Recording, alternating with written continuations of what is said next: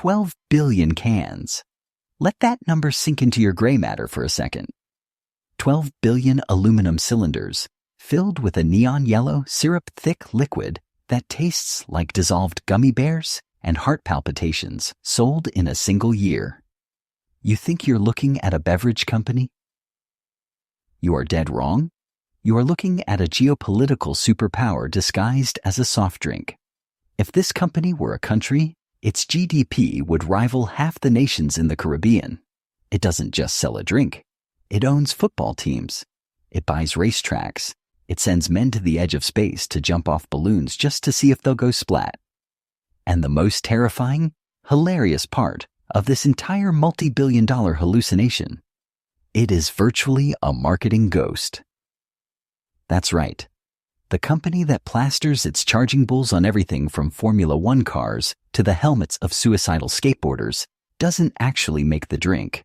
They don't own the factories. They don't blend the caffeine. They don't solder the cans. They are a pure, unadulterated marketing hallucination that outsources the dirty work so they can focus on the only thing that matters in the 21st century: owning your attention span.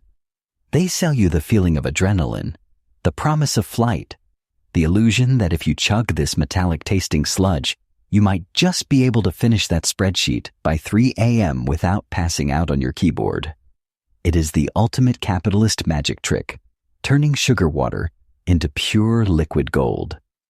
But before we bow down to the altar of the charging bulls, you need to understand the absolute absurdity of how this empire was built. This didn't start in a glass-walled boardroom in Manhattan with analysts crunching numbers on focus groups. It didn't start with a genius chemist trying to cure lethargy.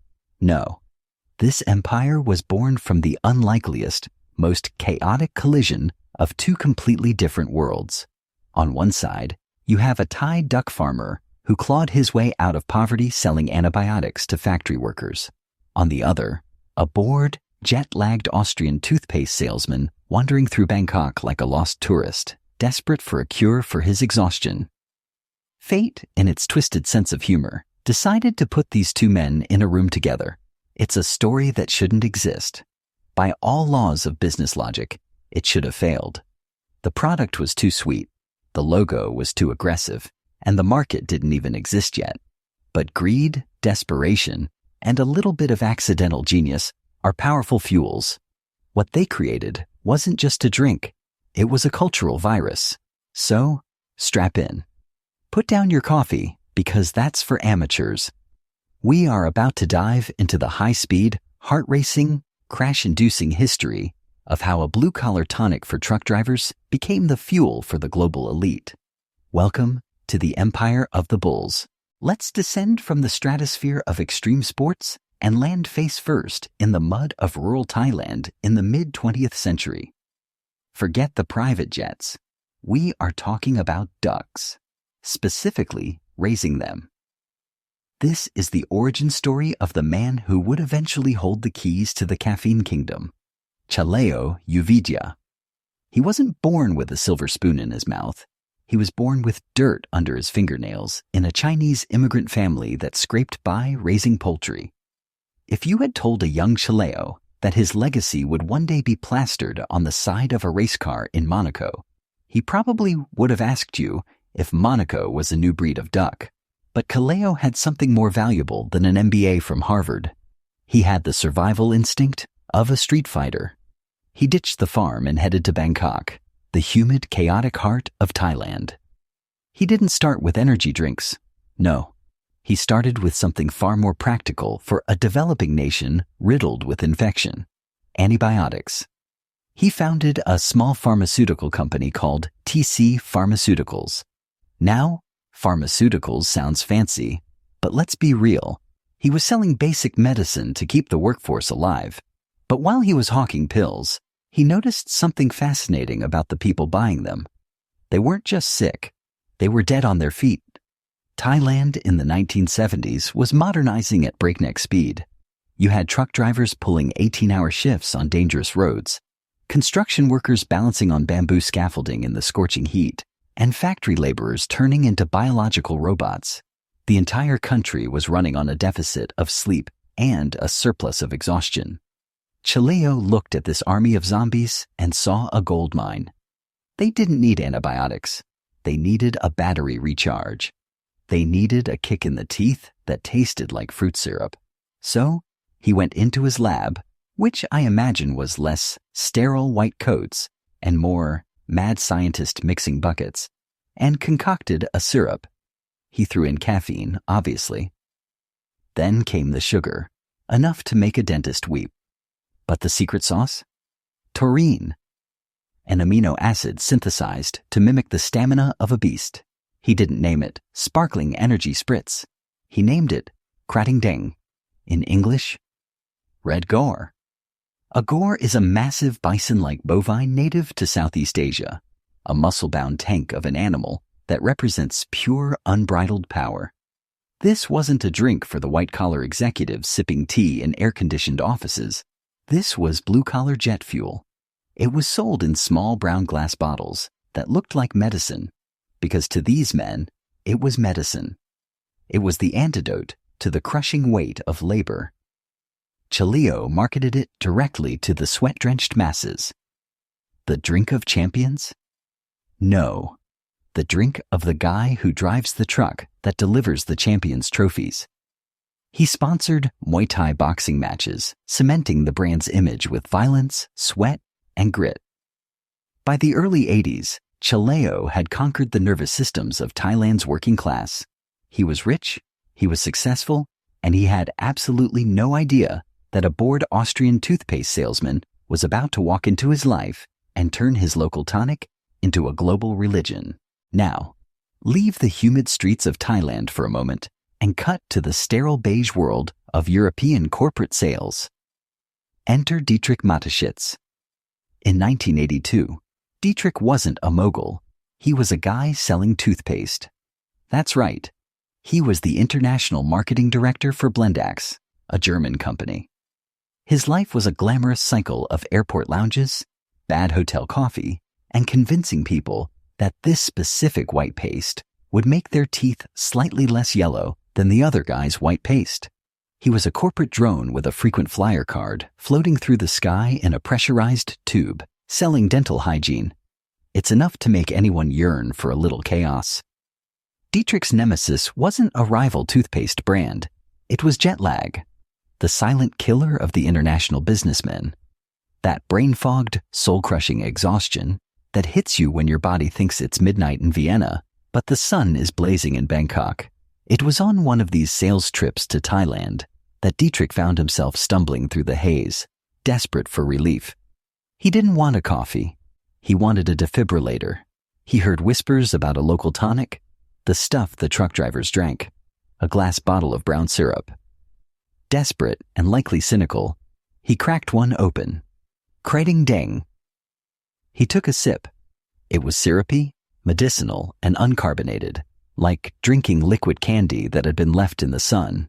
But then, the magic happened. The fog lifted. The neurons in his brain started firing like spark plugs in a cold engine. The jet lag didn't just fade. It was obliterated. This is the moment. This is the cinematic close-up where the camera zooms in on his widening eyes. Most people would have just thought, hey, great, I'm awake. But Dietrich was a marketing genius, trapped in a toothpaste salesman's body. He didn't taste sugar and caffeine. He tasted function. He realized instantly that the Western world, with its obsession with productivity and long hours, was completely addicted to exhaustion, and they had no cure. They had coffee, sure, but coffee is for chatting in cafes. This was tactical. This was a biological hack. He wasn't looking at a drink. He was looking at a way to monetize energy itself. He realized that the taste didn't matter. In fact, the weird medicinal taste was almost a feature, not a bug. It proved it was doing something. While Chaleo saw a way to keep truck drivers on the road, Dietrich saw something far more devious. He saw a way to sell performance to the bored, tired, and ambitious yuppies of Europe. He didn't care about the ducks. He didn't care about the trucks. He cared about the feeling of being invincible for 3 hours. And he knew, with the certainty of a man who has just seen the face of God in a bottle of syrup, that he had to bring this to the West. Now, we arrive at the pivotal scene, the moment the lightning actually strikes the clock tower. It is 1984. Dietrich Mateschitz approaches Chaleo Yoovidhya with a proposition that sounds frankly insane. Imagine this: a tall, slick Austrian salesman walking up to a stoic Thai tycoon who made his fortune selling antibiotics and buffalo-branded syrup and saying, "I want to take your truck driver fuel, carbonate it, put it in a skinny can, and sell it to European disco-goers for 10 times the price." In any other timeline, Chaleo laughs him out of the room. But Chaleo was a gambler at heart. He didn't see a crazy Austrian. He saw a bridge to a world he couldn't reach alone. So, they made the deal. And I capitalize deal because this is the holy scripture of modern partnership. Usually, when a Western corporate shark smells a local product, they try to buy it out, strip it for parts, and leave the founder with a pat on the head and a check that bounces. Not here. This was a meeting of two predators who recognized the hunger in each other's eyes. They didn't call in an army of lawyers to draft a 1,000-page tome of hostile clauses. They essentially shook hands on a plan to divide and conquer the planet. The terms were almost suspiciously simple. Chaleo and his family would own 49% of the new entity. Dietrich would own 49%. The remaining 2%? That went to Chaleo's son, Chaleo, effectively giving the Thai family the technical majority control, a gesture of respect that is virtually extinct in the cutthroat world of Western M&A. But operationally, they split the globe like an apple. Chaleo would keep the Asian market, selling his uncarbonated, medicinal, Kratting Deng to the working class. Dietrich would take the license to the West, creating a new company, Red Bull GmbH, based in Austria, to sell the premium version to the adrenaline junkies. They each threw in $500,000. That's it, $500,000. In the context of global business, that is lunch money. Today, that amount wouldn't even buy the front wing of one of their Formula One cars. But back then, it was the seed capital for an empire. It was a perfect marriage of convenience. Chaleo provided the hardware, the formula, the heritage, the raw legitimacy of the product. Dietrich provided the software, the branding, the image, the absolute shamelessness required to sell sugar water as a lifestyle.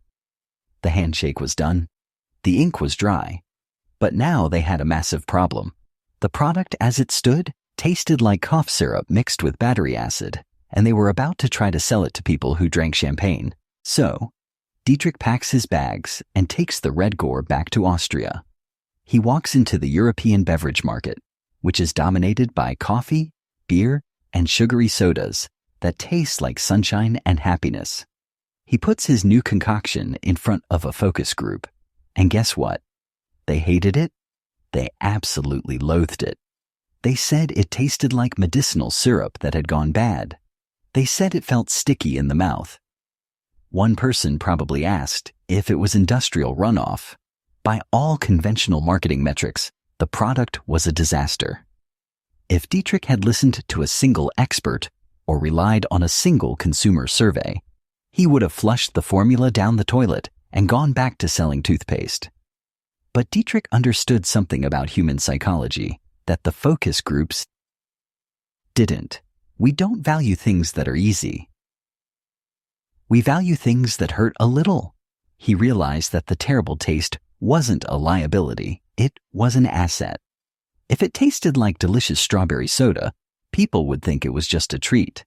But because it tasted like a battery leaked into a cup of syrup, the brain thinks, wow, this must be potent stuff, this is medicine. He didn't fix the taste to make it pleasant. He tweaked it just enough to make it palatable for a Western palate by doing the one thing Europeans demand of their soft drinks. He carbonated it. He added the fizz. He turned the flat, syrupy tonic into a sparkling, golden elixir. It was still weird, but now it was sophisticatedly weird. Then came the rumors. Oh, the beautiful, dark rumors. People started whispering that the secret ingredient, taurine, was derived from bull testicles. "It's bull sperm," they shouted in schoolyards and nightclubs. A normal CEO would have held a press conference to deny it, waving scientific papers proving taurine is synthetic. Dietrich. He stayed silent. He let the rumors fly. He understood that disgusting is just a neighbor of powerful. If people thought they were drinking the essence of a bull's virility, let them think it. It added a layer of illicit, dangerous mystique that no billboard could buy. They weren't drinking a soda, they were participating in a ritual. And then, the master stroke. The pricing. The can was tiny, slim, sleek, silver, and blue. Smaller than a Coke, smaller than a beer. Logic dictates you charge less for less liquid, right? Wrong. Dietrich priced it higher. Much higher. He made it the most expensive can on the shelf. This is the darkest art of marketing. Price equals value. By charging a premium for a tiny amount of liquid, he signaled to the consumer's subconscious, this is concentrated power. This is precious.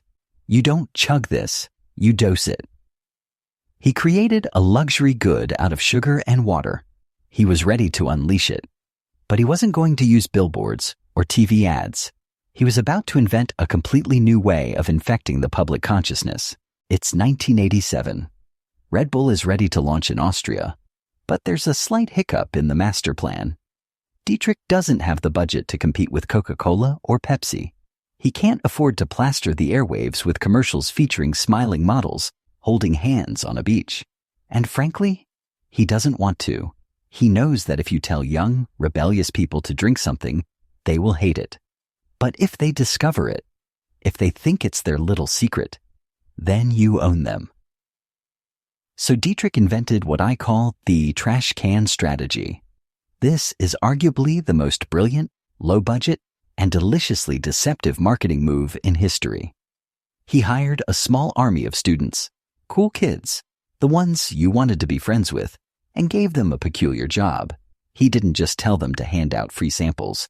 He told them to go to nightclubs, raves, and university parties, and fill the garbage cans, the sidewalks, and the bathroom stalls with empty crushed Red Bull cans. Think about the psychological warfare at play here. You, the unsuspecting victim, walk into a club at 2 a.m. You look at the trash bin near the door. It is overflowing with these silver and blue cylinders. You step over a crushed can in the parking lot. You see 3 empty ones on the DJ booth. Your brain immediately processes this data and comes to one conclusion. Everyone is drinking this. This is the fuel of the night. I am missing out. He literally manufactured popularity out of garbage. He faked the demand until the demand became real. It wasn't littering, it was social proof engineering, while other companies were screaming, "Please buy our product." From billboards, Red Bull was whispering from the gutter, "The party already started without you." And it didn't stop there. He mobilized the Wings team.